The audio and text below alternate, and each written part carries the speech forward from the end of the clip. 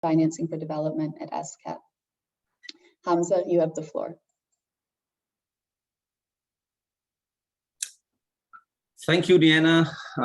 Good morning, everyone, distinguished participant, panelists, colleagues, ladies and gentlemen. Just before getting the connection, I got into this digital platform issues. The laptop froze and I had to restart to three or 4 minutes extra. So this is part of the digital solutions probably we'll be talking about today as well. A warm welcome from Bangkok. Some of you probably joining from other countries to the launch of the 2021 issue of ESCAP's Financing for Development series. As Diana was just sharing, this one is titled Financing the SDGs to Build Back Better from the COVID-19 Pandemic in Asia and the Pacific. This is the fourth issue of this series published by ESCAP. The previous three issues focused on financing for transformation from agenda to action on sustainable development in Asia and the Pacific back in 2015, pretty much around the time when the Addis Ababa Action Agenda on International Financing Framework was adopted. Then in 2017, the second issue of the series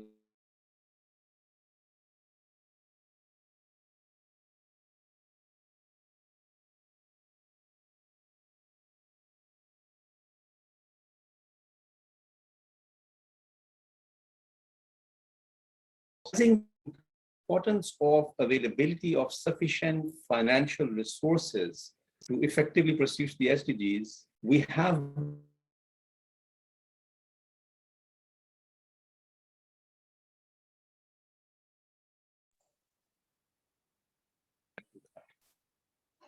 Hamza, we're losing you a bit. Maybe if we turn off the video. Can you hear me clearly still? Now we can, yeah. Maybe if can you hear me clear now? Much better.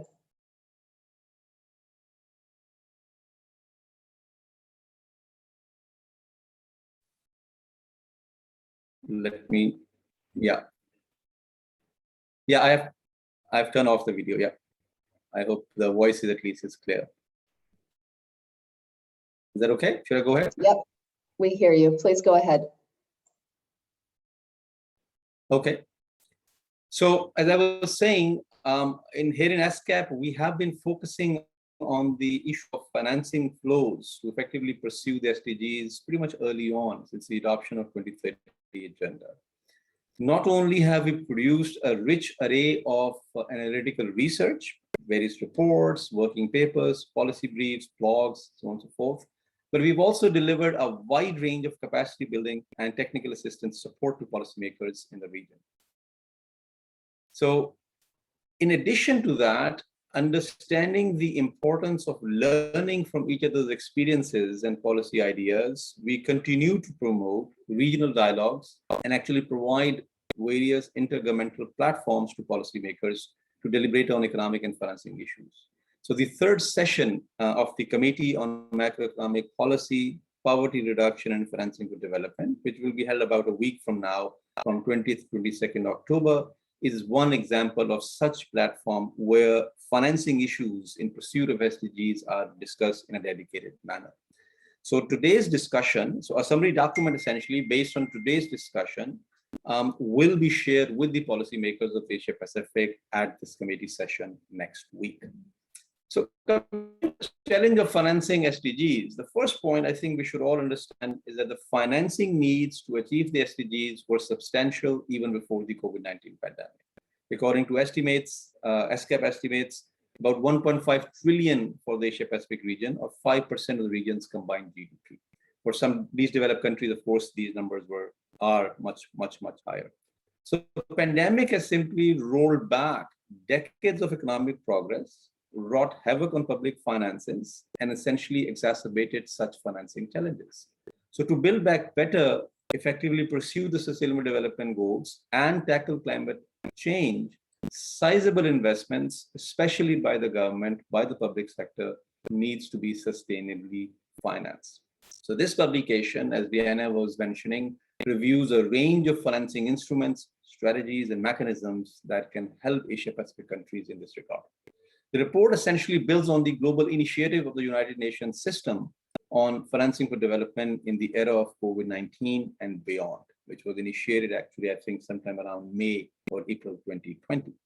The initiative put forward in September 2020 a comprehensive menu of policy options that can help member states finance economic recovery and accelerate progress towards the 2030 Agenda for Sustainable Development and the Paris Agreement.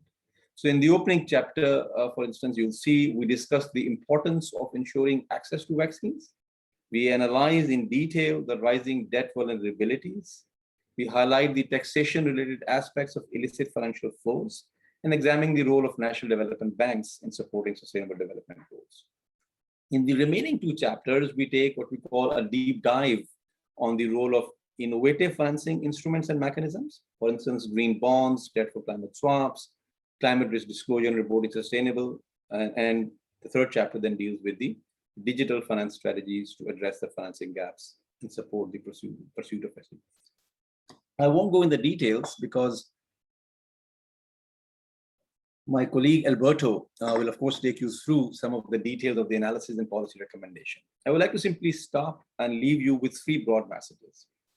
One, while countries prioritize speedy economic recovery from the COVID-19 pandemic, it is critical that financial flows are not diverted away from the sustainable development goals and climate action. Unfortunately, the early assessment indicates that this is not the case. We need a course correction. Two, policymakers must strive to build back better by focusing not only on economic recovery, but also on enhancing the resilience, inclusiveness, and sustainability of their economies. In plain words, the recovery efforts and financing strategies should be aligned with the ambitions of the 2030 Agenda and not only on revival of GDP growth, for instance. Three, the state, the governments actually must take the lead in coming up with solutions-oriented policy actions to both streamline existing financial flows and generate additional financial resources in a fiscally responsible and sustainable manner. Excuse me. In this vein, of course, the constrained fiscal space and rising debt vulnerabilities will pose a challenge and continue to require policy attention. I'm sure that policymakers, researchers, and other stakeholders in the Asia-Pacific region will find the rich analytical discussion and solution-oriented policy recommendation of this report beneficial. We will probably learn a great deal from very distinguished panelists as well. So we must understand that without closing the financing gap, we are unlikely to achieve sustainable development goals and implement meaningful climate action. The time for policy action is now. I look forward to a rewarding, engaging panel discussion. Thank you very much for your time and attention. Over to you, Dan. Thanks very much, Hamza, for your opening remarks and also for those three key messages, I think, which set the stage for our next section. I'm pleased to now introduce Mr. Alberto Iscat, Acting Section Chief of the Financing for Development section of the Macroeconomic Policy and Financing for Development Division at ESCAP. Alberto will provide a background presentation on the report, its key findings, its policy recommendations to set the stage for our upcoming panel discussion. Alberto, you have the floor. Thank you very much, Diana. Can you see my screen? We can see it. Okay. So as this report has three chapters, I'm going to go relatively quickly over the three chapters. The first one is a review of selected issues of financing for development in the era of COVID-19. As you probably know, Hamza mentioned this, there is a global process started in UN headquarters, and that resulted in the preparation of a very extensive menu of options of how to preserve the possibility of financing the SDGs in this context, in this COVID-19 pandemic context. So I'm going to focus on a particular subset of the options. Chapters 2 and 3 are deep dives on specific issues. Chapter 2 is on leveraging innovative financing instruments, mechanisms, and policies. So we have discussed green bonds, debt for climate swaps, climate finance reporting, some things like that. In the third chapter, we have a deep dive on digital finance and its role in supporting sustainable development. So this is a snapshot of this global meeting of heads of states that happens in September 2020. It was really very unprecedented, I have to say, because this meeting and a previous meeting of finance ministers, a global meeting of finance ministers, they were not part of a scheduled event like General Assembly. So it really revealed the interest across the globe and across all the major international organizations on the issue of financing for development in this time, how to protect the achievement of the SDGs in this very difficult situation. So let's move now to chapter 1. As I mentioned, there are selected issues that we will be discussing. So this chapter has 4 parts. One is to ensure equitable access to COVID-19 vaccines. Second is to enhance liquidity and address debt vulnerabilities. Third is to tackle illicit financial flows, and we will have a focus on tax-related aspects. And the fourth one is on the role of national development banks in supporting the SDGs. So let's move to vaccines. As you can see in this chart, the COVID-19 situation is not really over, right? We still is a lot of fluctuations. I would say that maybe towards March 2021, there was some hopes that the worst had already happened, but then we have a huge spike coming from Asia, the Pacific, in around May, between April and June, basically, of 2021, that was related to the new variant, the Delta variant of the virus, and created a spike in infections at the global level that was even worse than what was experienced in 2020. That subsided, but towards the end of this data, it ends only, I think, at the end of August, there was another increase in the infection rate. So we cannot say that this is over. We are hopeful. Vaccines are being rolled out globally, and this is proved to help reduce at least the risk of serious hospitalizations and death, but by no means we can say that the pandemic is over. One interesting aspect, Asia and the Pacific started relatively late to roll out vaccines.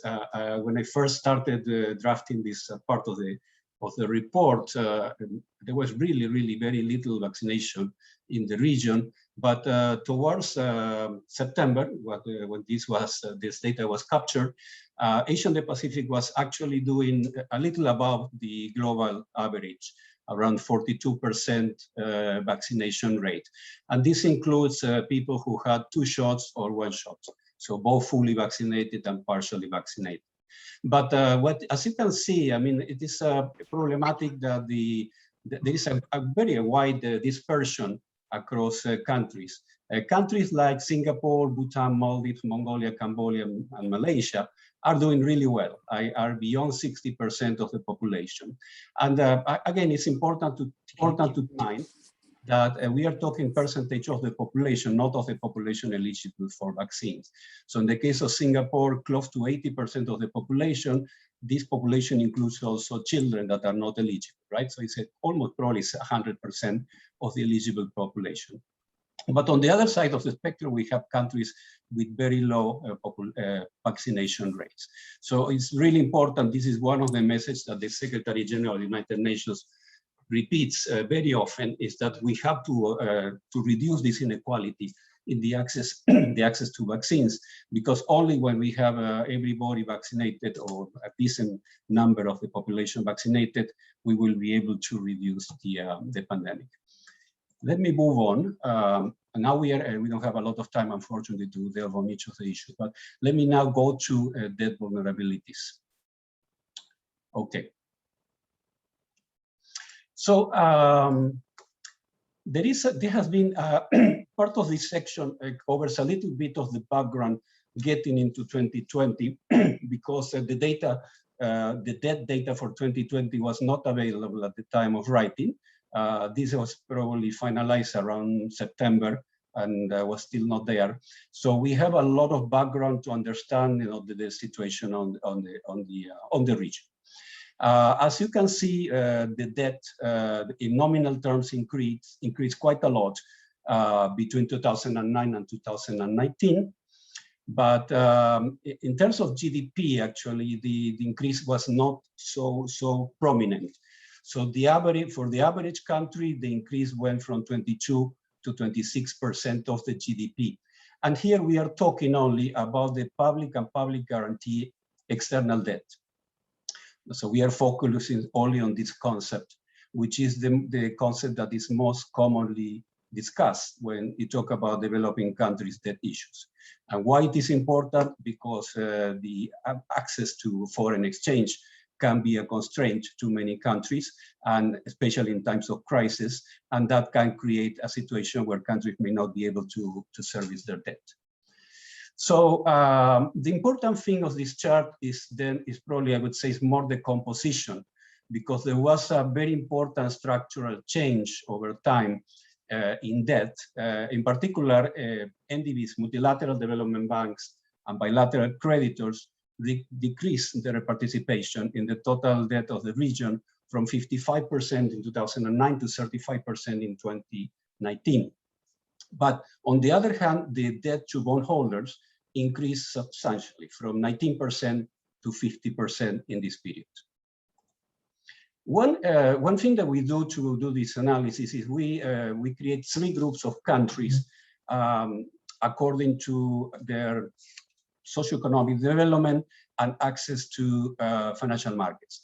So as you probably know, and I will mention a bit later, there was a debt service suspension initiative by the G20 to try to provide additional time for developing countries to pay their debt services in the context of the pandemic. And the eligible countries were mostly low-income countries, small economies, some middle-income countries, but not all the countries, not all the developing countries. And we have around probably 73, 74 countries eligible. So some of these countries in Asia and the Pacific don't have a credit rating, and some have a credit rating, but they actually haven't really borrowed from bondholders. And all of them had credit ratings below investment grades.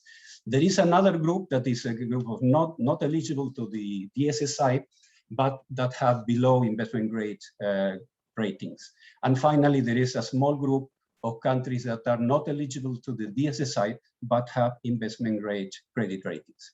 So if you look at these 3 groups of countries, you can see on the left is a nominal debt that the group of countries with investment grades are the ones who had very, very substantial increase in issuance of bonds to bondholders. So increasing the debt with private bondholders. The DSSI is very, very marginal, because these are countries that are only starting to borrow in international private capital markets. And the countries who are not DSSA eligible, but are below investment grades, have an increase in the debt with bondholders, but not as substantial. If you look at the debt over GDP, it is interesting to notice that these countries that have most access to the global capital markets are the ones who have the least external debt over GDP. Move on to the next one. So this one is about the looking forward. Before we are looking at kind of backward-looking analysis. Now we are looking at the debt service ratios. At the debt services due in 2021 and 2022 as a share of exports, right? For the exports, we use the data for 2020, which were substantially lower than 2019. So we are capturing to some extent the impact of the pandemic. But of course, the debt services are of course should have increased, especially in 2022, because many countries needed to borrow more. So this is only a proxy, it's not super precise, but it can give you some idea. The important message from this figure is that the IMF and the World Bank, they have some threshold for prudential debts, and usually below 10% or 21% of debt services over exports is considered prudent. So as you can see, for Asia and the Pacific, most countries are within these prudential thresholds, and there are relatively few countries that are above 21%.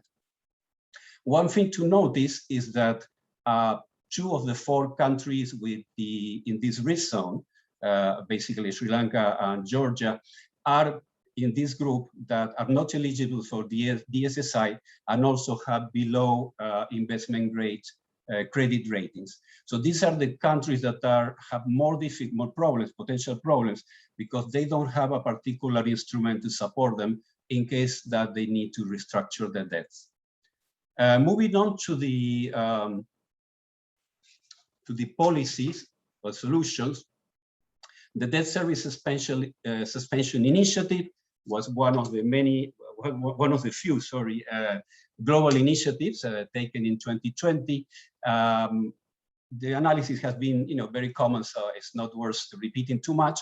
There were only 11 participants out of 24 eligible countries in Asia and the Pacific, and the benefit has been relatively small, only 1.9% of the GDP compared to debt services due in 2020 and 21 of 10% of the GDP. The international financial institutions provided a lot of emergency support in 2020, and that kept a lot of countries basically going without major problems.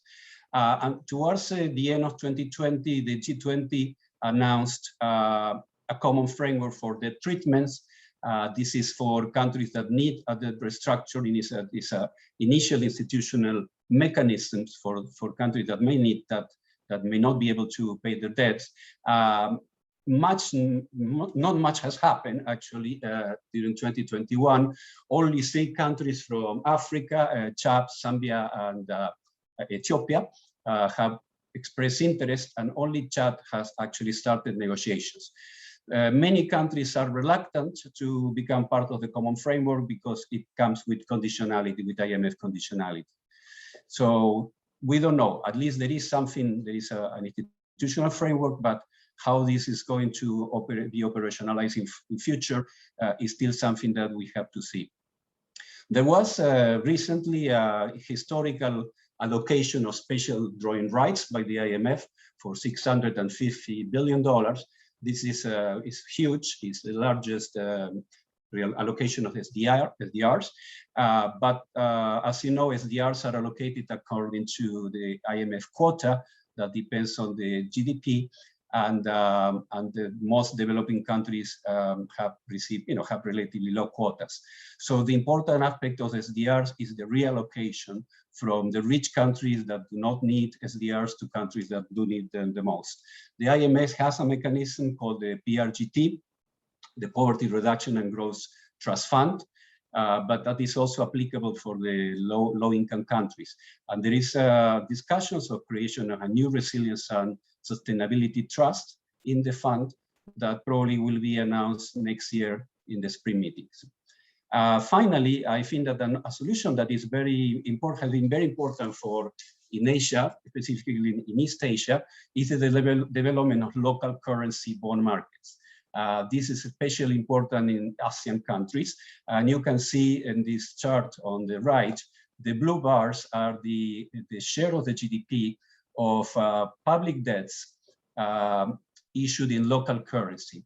And the orange bars are external debts, publicly guaranteed external debts. I mean, the two concepts are not exactly the same and not comparable, but you can see that really the local currency bond markets is extremely important in countries like Vietnam, Philippines, Thailand. And that explains why these countries have really low exposure to external debts. So the external debt situation is quite safe. Okay, I think I will start skipping because there's too much more contents to mention. With illicit financial flows, I think it's extremely important because it's a drain of resources for governments. And when we are in this constrained situation, right, governments need to pay for the recovery from the COVID pandemic. They still have a lot of expenses in health and social support, and they still have commitments to, to implement the 2030 agenda and the Paris Agreement. Is extremely important that there is no leakages of resources. But illicit financial frauds are a very important problem because it creates all these leakages. There was, between last year and beginning of this year, there was a high-level UN panel on international financial accountability, transparency, and integrity, otherwise known as the FACTI panel, that really provided a very, very interesting overview of the issues. And also, we are also very good news very recently that there was a historical agreement of more than 130 countries that had been negotiating in the context of OECD for many years to have an international tax on multinational enterprises and a global minimum tax rate of 15%. So this is a very important development, but the implementation of this agreement and how developing countries in the region will benefit is something that we need to pay attention. Finally, the role of national development banks. There has been an important international conference last year, the Financing Commons Summit, and it really emphasized the potential not only of the multilateral development banks, but also of national development banks in aligning financing with the SDGs and the Paris Agreement. So this is really an important prospect, and there is a commitment by all national development banks and multilateral development banks to work in this area to try to align their strategies with the SDGs and the Paris Agreement. There are, though, many important challenges that need to be addressed. There are issues of governance in many national development banks. Sometimes the development mandates are not clear, so there's some ambiguity. There is a problem in some banks of non-performing loans that basically creates a problem for the mobilization of the portfolio. Ineffective monitoring and evaluation, limited capital base, and conservative trading lending practices. So this is an emerging area that requires also attention by policymakers, because national development banks have great potential if they function very effectively.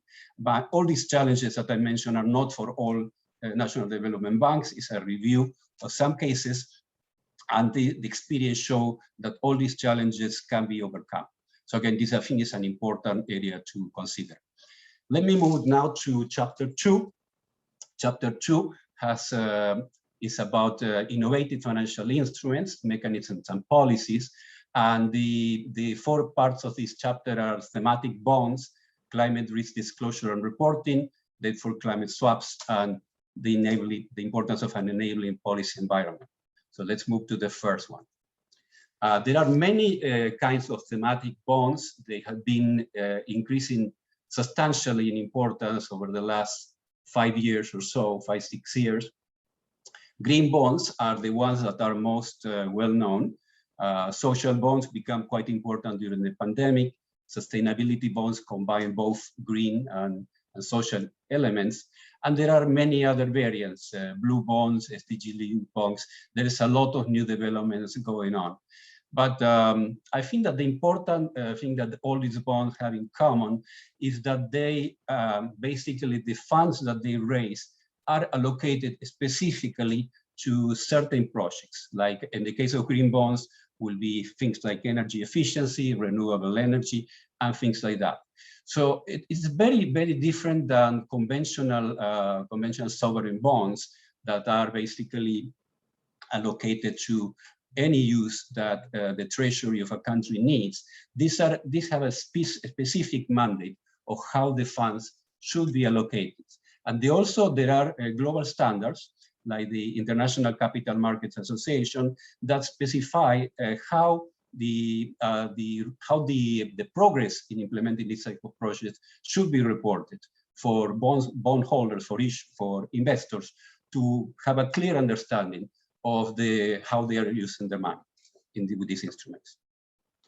In Asia Pacific, there was a substantial growth between 2015 and 2019. There was a little bit of a retreat in 2020, and 2021 is bound to be a record number of issuances. We are talking about $60 billion only in the first half of 2021. So this is comparable to the levels of 2019 and 2020. So we expect that by the end of 2021, there will be a huge amount of new bonds issued. As you can see, most of the bonds are green bonds, labeled as green in the chart. Social bonds became important more recently, especially in 2020.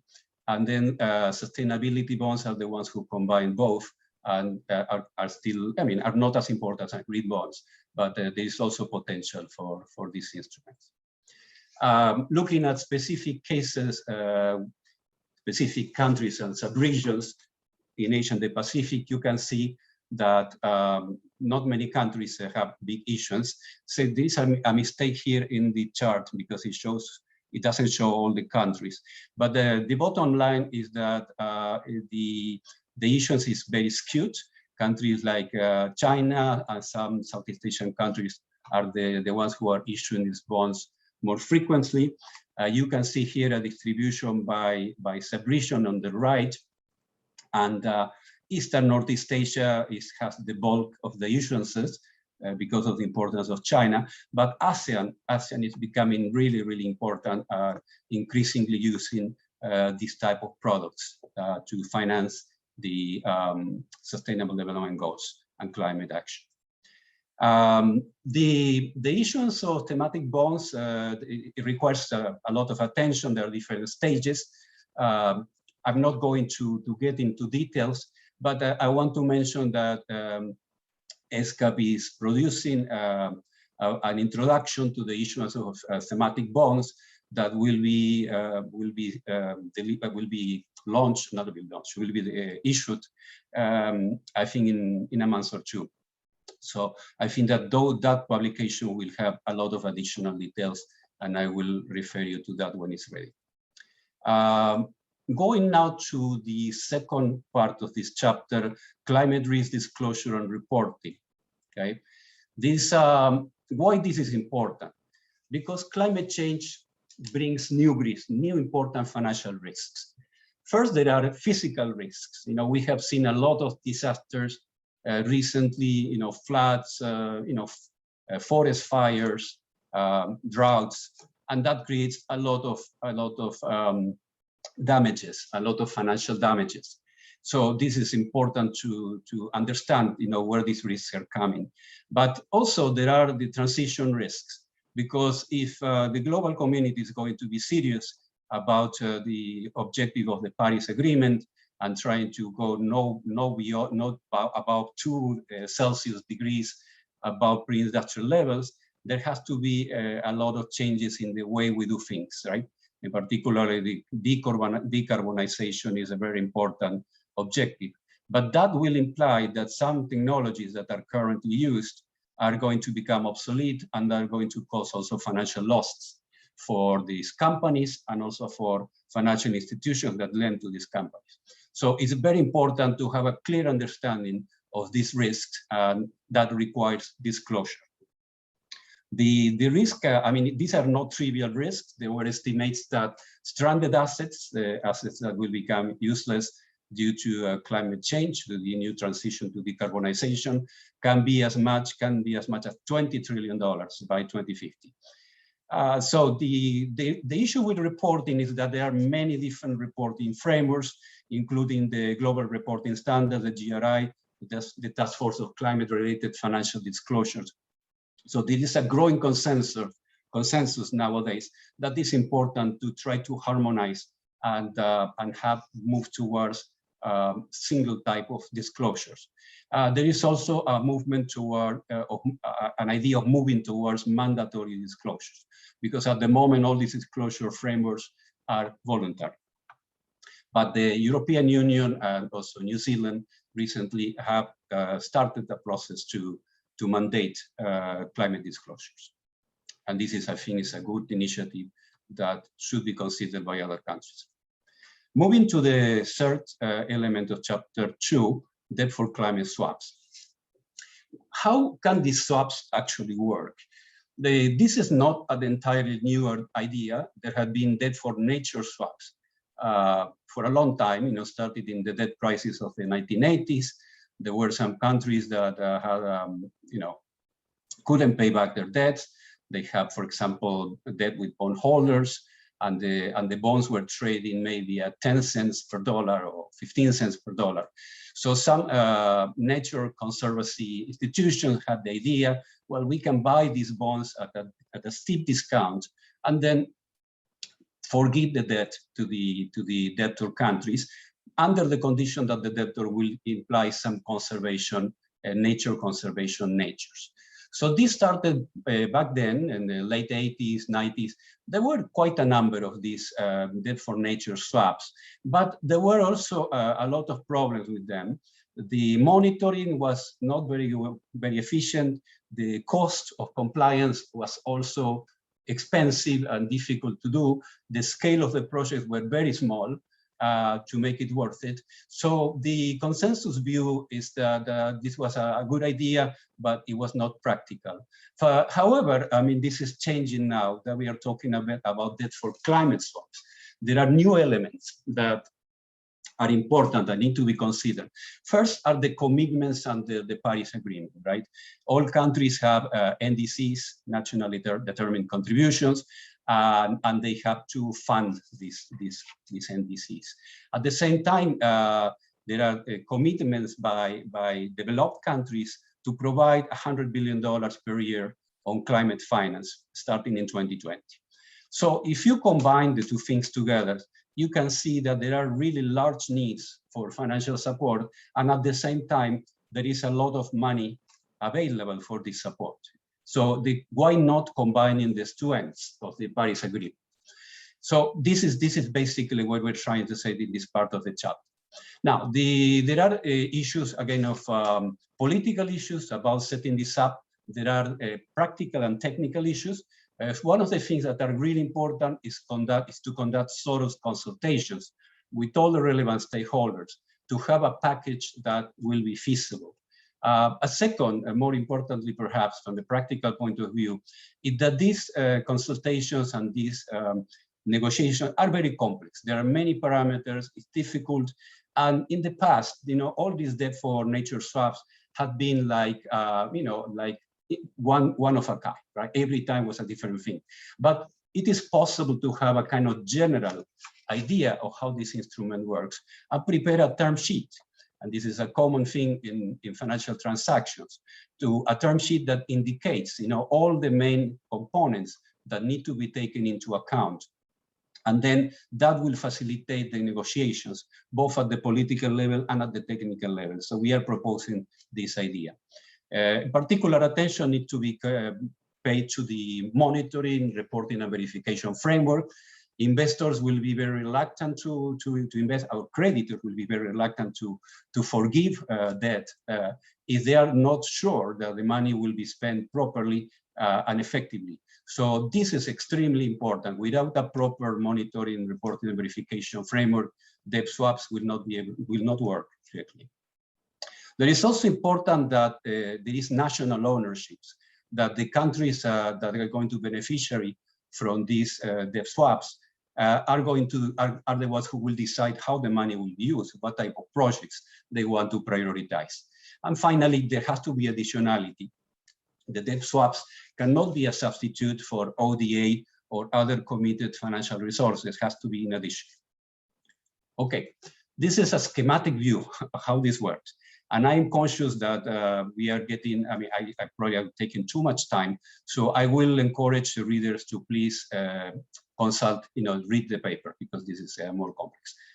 How are we doing with time, Diana? I don't have a... Yes, I've been messaging you. Just maybe if we can wrap it up in the next few minutes, that would be great. Okay. And then we can move on to the panel. Sure. Sorry, I was not looking too much. No problem. Okay, no problem. So let me in 2 minutes talk about the digital finance component. I will say that we are really, this is different from chapter 2, where we are looking at separate elements related to innovative finance. Here we have more like a package. These are different components that are important to keep in view to sustain the development of digital finance. The development of digital rails is basically about infrastructure, facilitating access to internet and to mobile devices, which in the region is very heterogeneous. It is also about the digital IDs that are a tool to provide access to people who are unbanked to financial services.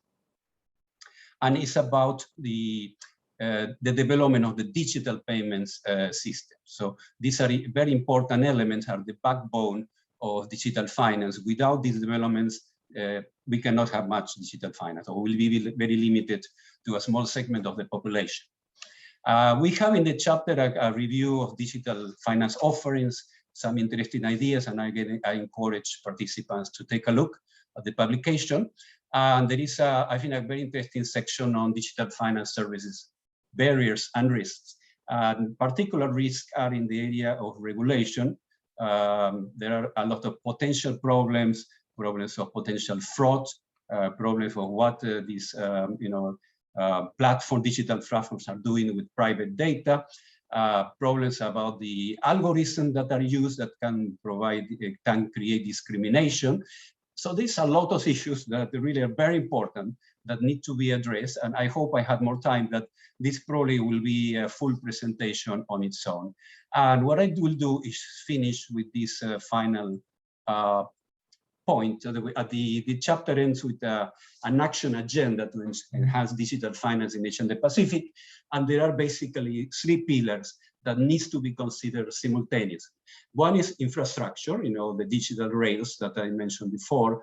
The other is regulation, to address the serious risks, that can emerge from these technologies. And an important element that we really didn't discuss much is the issue of literacy. Digital literacy, financial literacy. It's important that the consumers of these products understand how to operate, not only to take advantage of them, but also to be aware of the risks. So I will finish here, and thank you very much for your attention. I apologize if I went a little over time. And thank you, Diana, for reminding me. Of course. Thank you very much, Alberto. And I think actually your presentation provides a really strong background for some of the key issues covered in the report. And I see a lot of comments in the chat. I think everyone was found the PowerPoint very useful, and we can share that after this discussion as well. So we'll be happy to share that. I also see that there's a lot of messages in the Q&A, so we will be getting to those. And also the speakers can also answer some of those in the chat box as well. For our panel session, it's made up of global standard setting body, 1 regulator, and also 1 private sector representative. So this really gives us a range of perspectives to draw on this discussion. And I'm pleased to now introduce the panel. So on our panel today, we have Mr. Yudaran Sang, Director of the Banking Supervision 2 Unit at National Bank of Cambodia. We have Dr. Alinetz Adega, Head of the Global Reporting Initiative at the ASEAN Regional Hub, and also Mr. Xiaoshen Zhang, the Principal Manager of Amazon Web Services. The panel discussion will focus broadly on the report's 2 key thematic areas of focus, these being climate finance and digital finance. The session will be an interactive 2 rounds of discussion, followed by Q&A with the speakers. And participants, again, you're welcome to provide comments and messages in the chat function throughout. I'd like to start by focusing on issues related to climate finance. And I'd like to go to you first, Mr. Yudaran. At the National Bank of Cambodia, you lead sustainable finance team, and you also represent NBC in a variety of international platforms on sustainable and green finance issues, such as the Working Group on ASEAN Taxonomies, among others. Can you start by just setting the scene for us and giving us an overview of the status of sustainable finance in the region, and also where you see it going? Good morning and good afternoon and good evening to all of you. So thank you, Diana, for the question and the opportunity for me to participate in this publication launch of ESCAP Financing Development Series number 4. So before responding to your question, allow me to extend my congratulations to this piece of great research that timely addressed the emerging and important of a global and regional issue. And I'm sure that the respective agency and policymaker here will take the suggested recommendation in this research carefully and promptly with a focus on resiliency, sustainability, and not only on the pace of the recovery like Hamza pointed out earlier. So yeah, being part of the Asian Task Force on Sustainable and Working Group on Asian Taxonomy, I would like to inform that Asian, particularly the central bank and financial regulator, have been working on various initiatives to deepen the understanding and explore the approach to pursue sustainable finance agenda.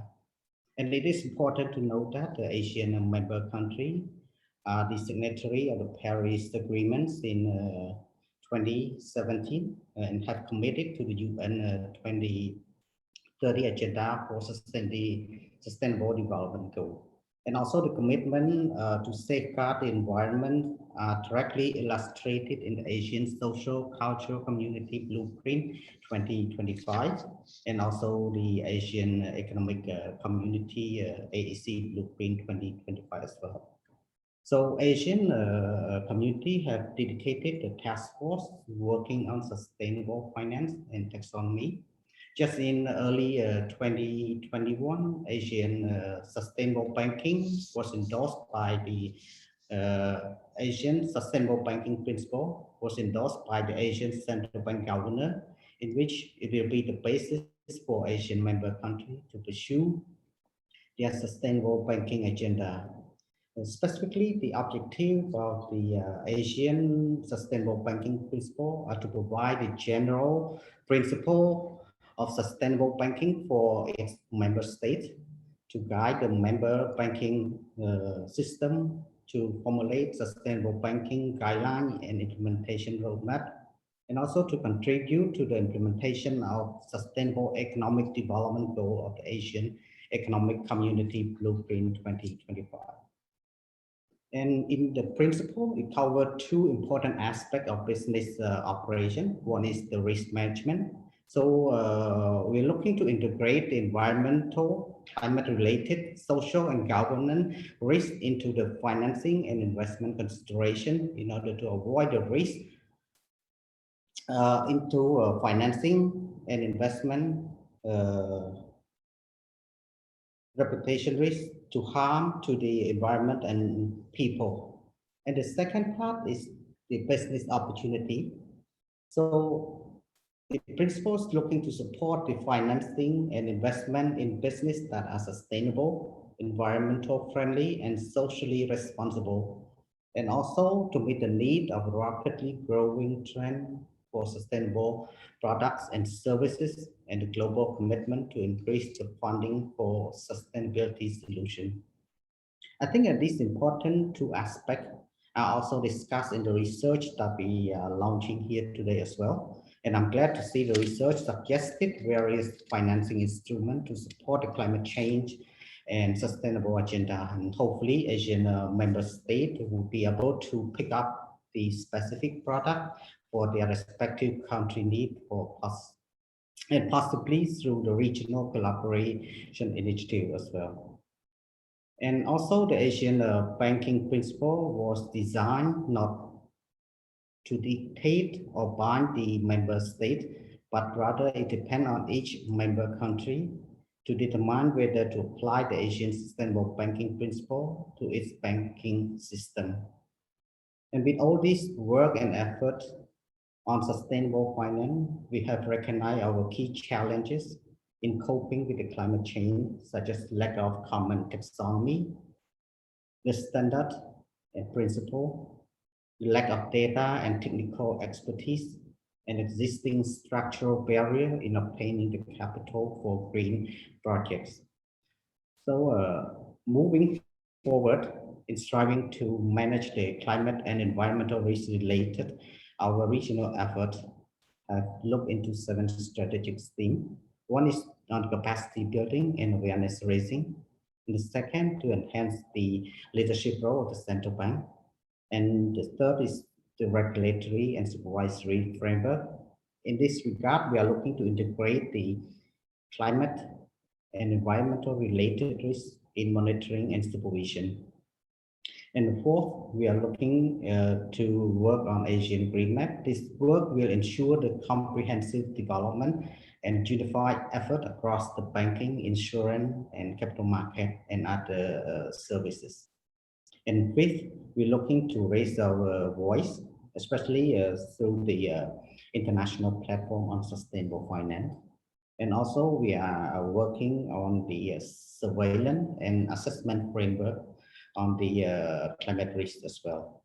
And the last, we also refine our communication strategy in this area. So with all of this plan and effort, I would like to conclude that the sustainable finance agenda is prominent in our regional effort, and also it is a cross-sectional and also cross-national objective. With that, I think cooperation framework need to be actively enhanced and broadened in order to make sure that sustainable finance ecosystem will be compatible to serve the purpose of bringing more long-term investment in sustainable economic activity and project, and that do not harm the environment and leave a carbon footprint. So let me stop here, and then we can discuss further in the question session. Thank you very much, Mr. Yudaran-Sang. I want to move over to Dr. Elinette Adega now from the Global Reporting Initiative. And just a little bit of background on GRI. It's an international independent standards organization. It was founded in 1997, whose sustainable reporting standards are the most widely used standards for ESG impact globally. It's used by 80% of the world's largest corporations are using their standards.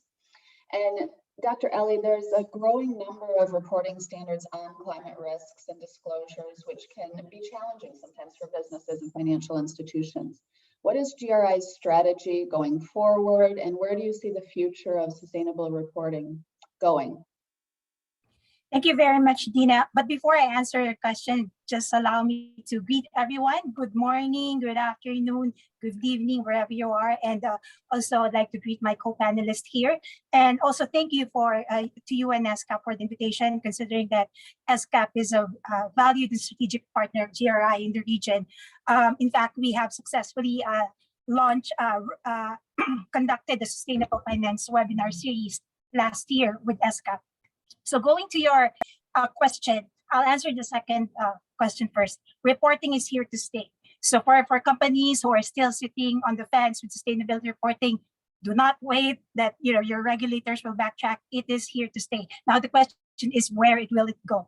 So, but first, and then going back to the first question is, what is GRI's strategy? So backtracking a bit, so you mentioned that GRI has been created in 1997, and actually GRI is the pioneer of sustainability reporting. So at the time, we know that financial reporting is the norm, and companies were not held liable for their non-financial impacts, meaning their impact to the economy, to the environment, and the society. And during that time, in the late 90s, 80s, even the 80s and 70s, there are a lot of environmental disasters that were caused by the private sector. So our creators, the creator of GRI, deemed that it's time to hold companies accountable for their non-financial impacts. So what is GRI doing in terms of holding companies accountable for their sustainability impacts? So as a provider of the global best practice for impact reporting, GRI's mission is to deliver the highest level of transparency for organizational impacts on the economy, the environment, and the people. And how do we do it? We do it in 4 ways. Of course, we create and maintain a world-class sustainability disclosure standards, which is called the GRI standards. So what we do is regularly update the GRI standards to keep it relevant and attuned to the needs of the times through a global multi-stakeholder process. So the GRI standards since 1997 through those years has undergone several revisions and updates. This is not a static document. It is a dynamic document to make sure that we are attuned to the times. So in fact, just recently, just last week, we have revised the universal standards where we emphasize the importance of human rights in reporting and in corporate actions.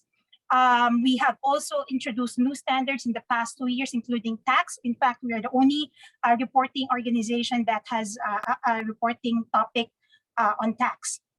Another is moving forward, we are also creating sector standards for different sectors to make it easy for companies to identify what are the material topics that they should report on. So in fact, just this year, we have approved the oil and gas standards. And in the next 2 years, we will be launching a number of sector standards as well.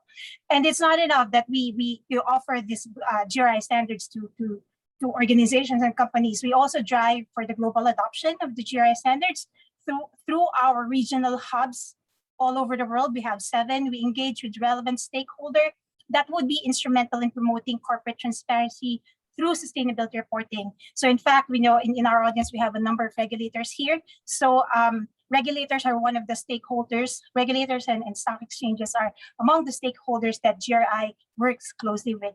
And then, of course, it's not enough that you get organizations to report. You have to make sure that they improve the quality of reporting. So we do this through knowledge sharing events. We also offer report services to support reporters. And we have also created this community of reporters where reporters can come together and learn from each other.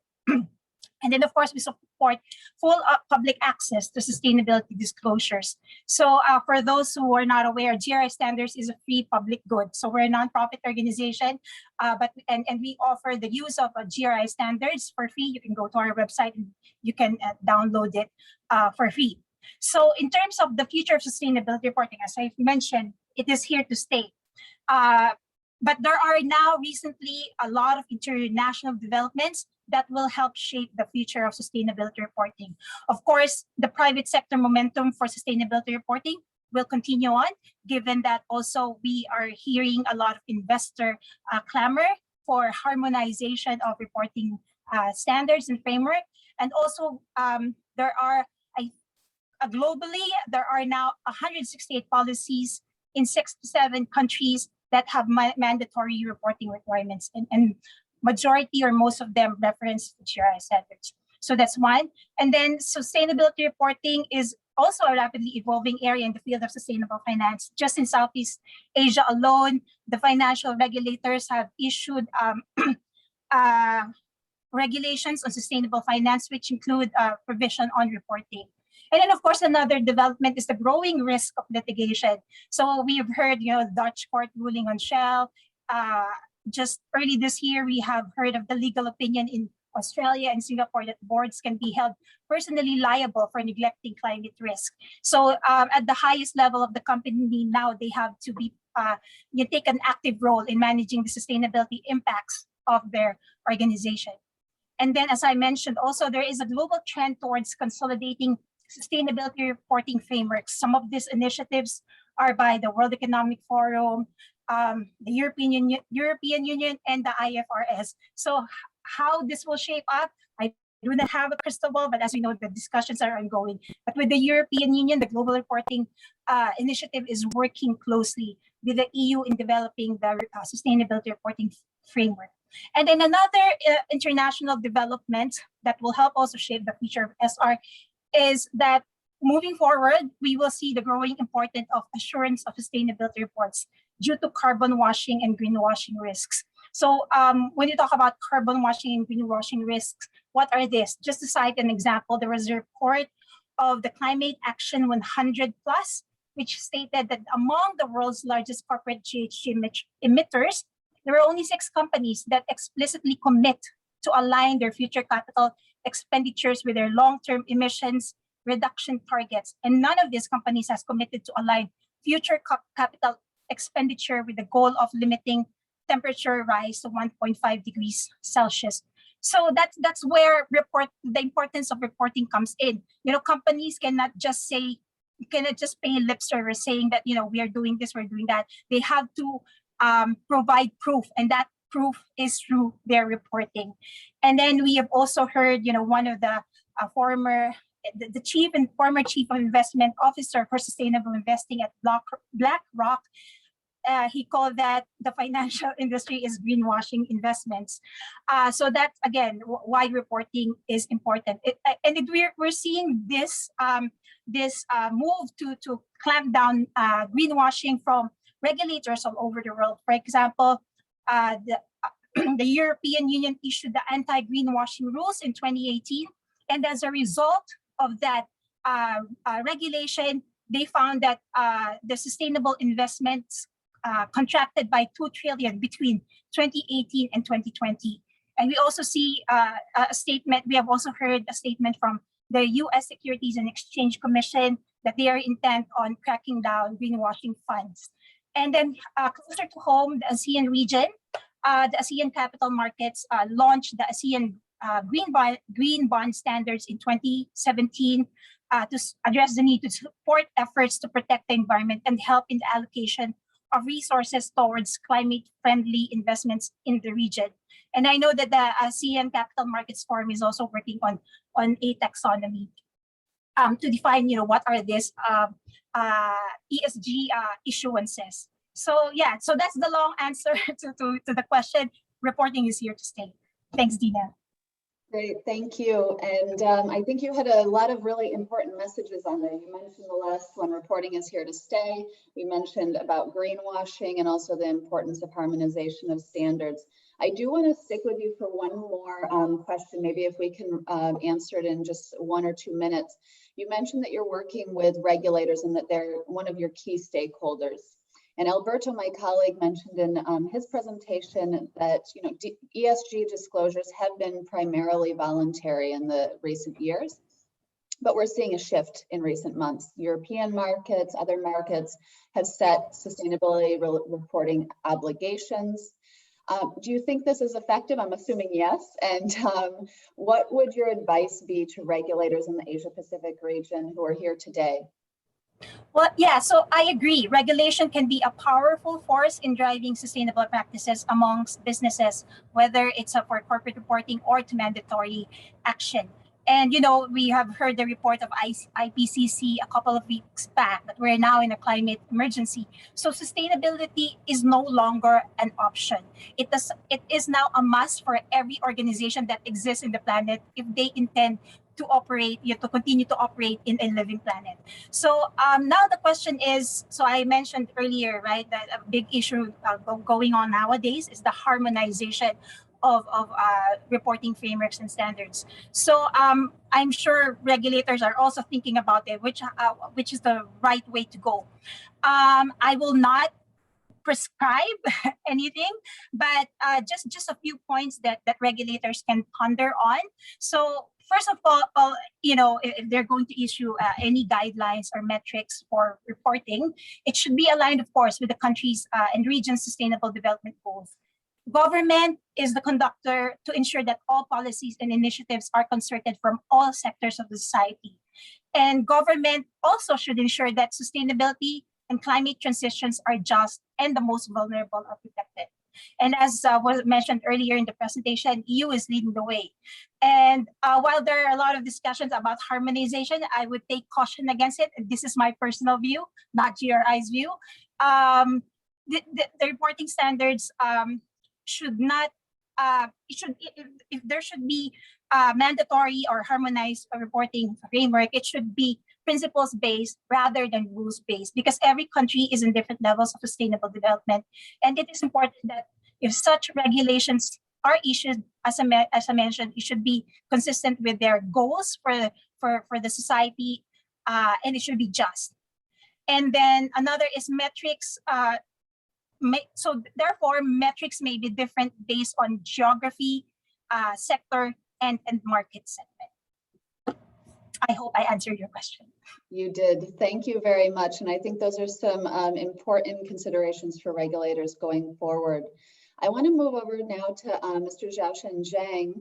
Xiaoshen, you've been working at the intersection of innovative finance, particularly related to climate finance issues, and also digital finance for several years now in the region. At Amazon, you're working with financial regulators to support them in implementing their policy objectives and digital transformation journey. Can you start by telling us what challenges you're seeing financial regulators who are working to address can you start by telling us the challenges that you're seeing financial regulators struggling with or working on at the intersection between digital and climate finance? Thank you very much, Diana. And firstly, I would like to just thank you for ESCAP's invitation, and congratulations to the new report launch. And of course, that's following from the two earlier speaker, and my task is really a little bit easier than what I thought, because from the first speaker already just set the stage where that's there are a couple of things which really is happening. Number one is from the EU side there's the EU taxonomy, and then in the Asia side there's Asian taxonomy, and where that's a lot of those kind of framework question is being addressed at the financial regulator level. And of course that the second speaker talked about the reporting will stay, and GRI represent one very important standard there, and I think many this is one of the tools the financial regulator really has, and I think that is very connected to what I'm going to say. And from what I heard from the conversation with central banks, supervisors, they really just take climate change as from two main perspectives. One is the Financial Stability Board estimates the total stock of manageable assets at risk from climate change to be 43 trillion between now and the end of the century. And think about this kind of risk, and so central banks supervisors have to respond to this to understand the risk and also manage the risk. Then there's the as what Alberto mentioned, there's the fiscal risk, there's also transition risk. And the second piece of the pillar of that is really just trying to contribute to decarbonizing the economy by mobilizing finance at a scale. And also in this, that's you have the risk management component. There's also the sustainable finance. These are very important two pillars. And central bank supervisors really using three broad categories of instrument to advance their goals. Macro financial supervision like stress testing allows central banks and the regulator to assess system-wide physical and transition risk. And there's also the micro level microprudential regulation, which through disclosure provides central bank supervisors with material information to assess the viability of individual firms. And then the green finance instruments such as green bonds, green banking, emission trading, and all these kind of instruments helps regulator to mobilize finance at scale to support the whole decarbonization. And from the challenge, what the earlier speaker already mentioned, all to manage risk and also to scale up the finance, there are many risks, and there's a taxonomy risk, reporting standards risk, and all that. Data is one of the challenge which I want to focus on here. And when we just look at the risk management side, also the green finance side, the number one gap there is really data. There's the data gap, data holes, which prevent the central bank and the regulators to access meaningful data to understand and assess climate related challenge.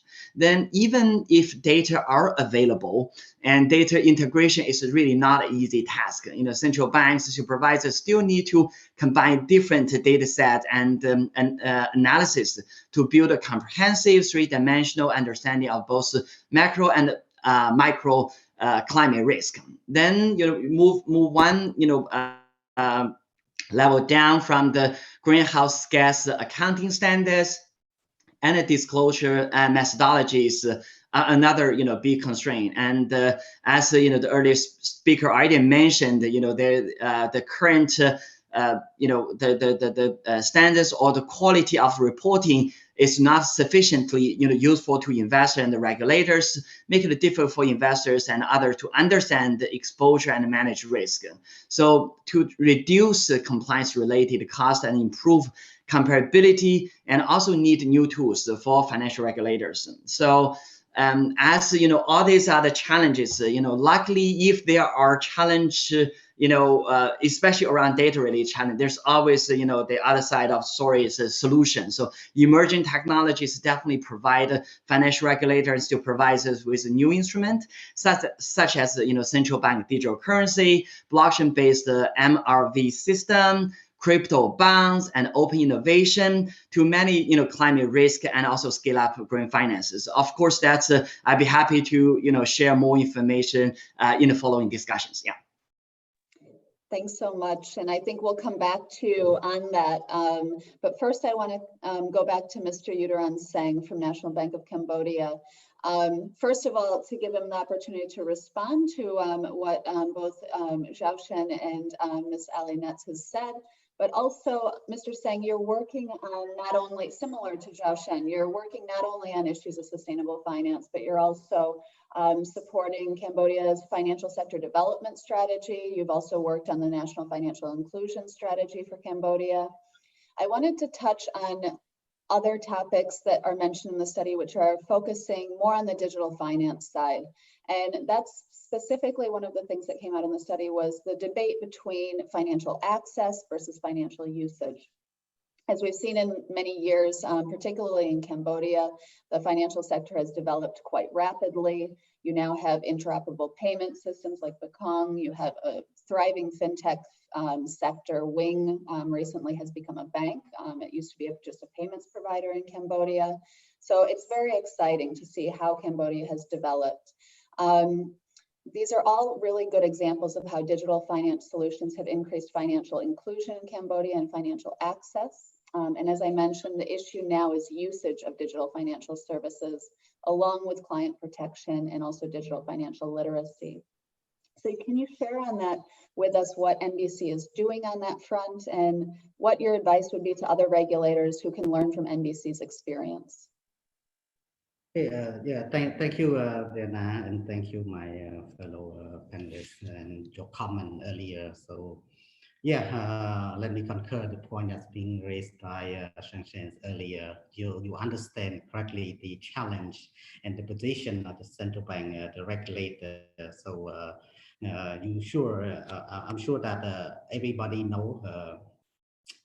Central bank is more of a conservative and risk-averse. So we know there's a lot going on out there, but as you mentioned, financial stability and the system-wise resiliency is more of a mandate. So we have to be cautious on that. But I also applaud the comment that made earlier. So we think all the central banker, the financial regulator, take this into consideration, and also we appreciate the initiative and the work that's been done at the global and regional agency, like the reporting standard and guidelines being provided. So we take note of this.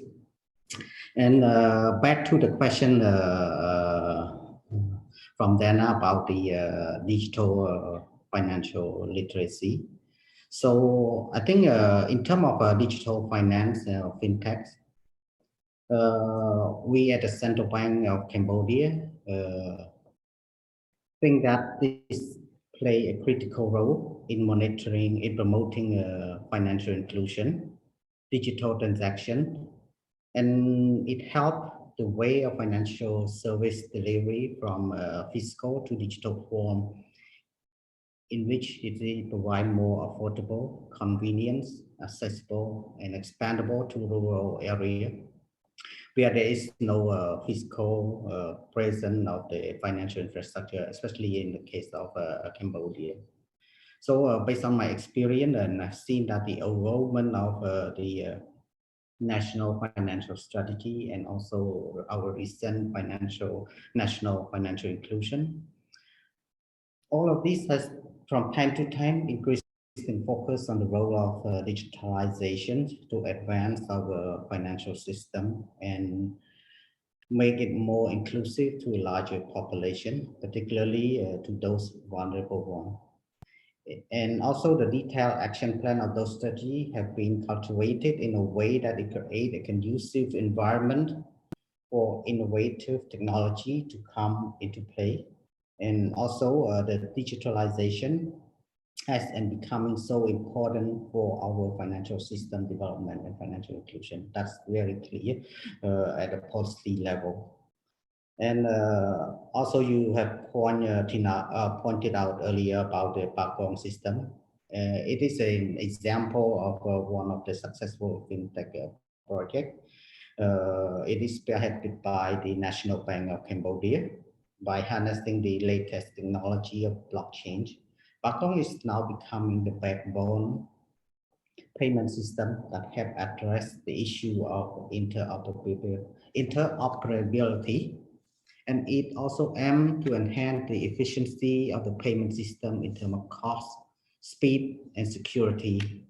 And we have seen our market recently, the digital finance solution have rapidly increased in terms of service variety, as well as the pace of introduction and the adoption of the digital financial service. Such development provide us a good opportunity to leapfrog important frontier technology and innovation to equip our financial system. And as you might know that in Cambodia context, roughly 70% of Cambodian population age below 40. So this allows the digital transformation a bit more easier. And also with the situation of COVID, the pandemic has also made the pace of digital adaptation is faster and easier than before. And we see the rise of small businesses, especially the family business. They have adopted online platform to sell the product, to offer their service, and also to transact the payment through digital payment platform. With the bank and financial institution. So when all this come into play as a regulator, we need to strike a balance between innovation and stability, as I mentioned earlier. So it is not only to protect our financial system and financial service consumer, but also to maintain the public confidence in our system. So our approach has been proven, and you might have recalled the history of our approach toward the fintech development. So in practice, we have not actually put in place a regulatory sandbox that is supposed to be useful tool to promote the fintech that allow the new technology to test it in a controlled environment before it going into the market. But in our practice, regulation is not really something that at first. So we perceive that the regulation has never been enough to catch up with the pace of the fintech development. So we see we had to leave some room for fintech to grow and innovate. And our approach is more sort of the test and learn approach, which means we allow the innovation to develop and see the response from the market until it reaps the benefit of the fintechs. So also with regard to the digital financial literacy, we also think that this is very important to protect the customer as well as to make the finance usage more efficient and productive. We have worked intensively in the area of financial literacy. And for example, we have integrated our financial education into the national curriculum, in which we think that this approach will provide a long-term and sustainable impact for our next generation, which we equip them with necessary financial skill from the early childhood education. And also we have enhanced the financial education with the small and medium enterprise, particularly the women entrepreneur, with the digital curriculum. And taking this opportunity, I would like to thank also ESCAP for supporting us in this journey as well. So we are grateful to have a partnership with UNESCAP. And in the future, moving forward, digital financial literacy would be our key focus with a more strategic direction. This is also a part of the Asian Financial Inclusion Working Group as well, that's working to deepen the digital financial literacy in the region. Because we think by creating the regional platform for promoting and disseminating of knowledge and capacity building on digital financial literacy is key, and it's also important. And also with the regional effort, we are looking to develop the guideline on collection of the digital financial literacy data. That's the regulator need to have the foundation on. And also to provide a platform for promoting the innovation in digital financial literacy as well. So these are not only the in the country effort, but also with the regional effort, digital financial literacy has been our key focus. So thank you, and I stop here. And then if there is any more question, I can provide more detail. Okay, thank you. Thank you very much, Mr. Udaran. And I think you made some very important points, particularly on balancing innovation and stability and that test and learn approach.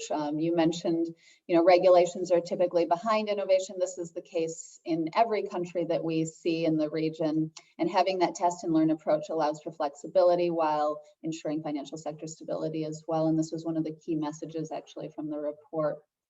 You also mentioned cost, speed, security of payment systems and fintech services, and also the leapfrogging of frontier technologies. On this point, I actually want to go to the last question that we have. I know we're running short on time, so Zhao Sheng, I wanted to end with the last question towards you. You're working with a range of both public sector and private sector partners. What trends or solutions are you seeing in fintech and innovative financing to support the achievement of the SDGs in the Asia Pacific region? Thank you. Yeah, and I first want to applaud, the Central Bank of Cambodia's work. And the number one thing I think that the trend or change is that central banks are not only the enabler. Central banks actually in worldwide now are also innovators. And he just presented several innovations that what Central Bank Cambodia is working on. And just 2 or 3 weeks ago, that I brought together 4 central banks, like Bank of Jamaica, Bank of Haiti, and Bank of Uruguay, and also Bank of Canada. And all coming together, talking about using central bank digital currency to address financial inclusion. And interestingly, because different countries really have different root cause of financial inclusion, then they really use this new instrument to really look at the root cause of that. And when they design, if it is the financial exclusion is caused by cost-related concern, trust-related concern, or the need-based obstacles, which means that the economy is running in a cash-based economy, or if they already have access, but then they really just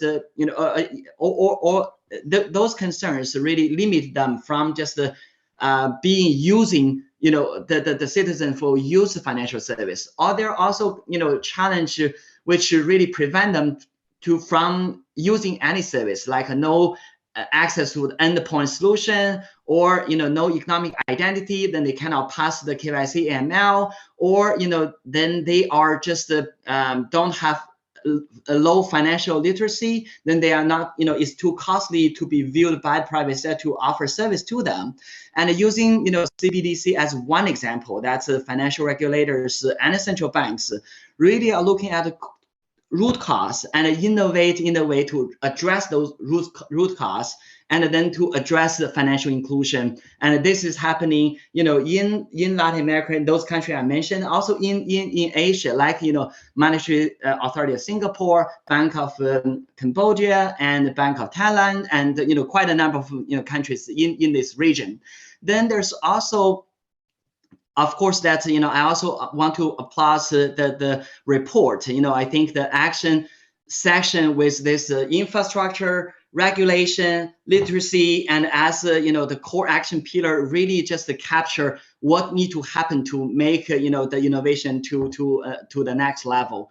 And from the infrastructure side, that when we talk, no matter the inclusion or more broadly SDG, and then there's really the infrastructure level. For example, the global data layer, where that's if we talk about the climate risk modeling, and if at the firm level, and a lot of the climate risk are really long time horizon, and also many firm level firms don't have that kind of data. And then how can we just create global data layer to enable, no matter it's the financial regulator, central banks, or private sector, to leverage the open data layer to as a public good, to really just have better service or better models to help them to understand what are the risks, and also to innovate.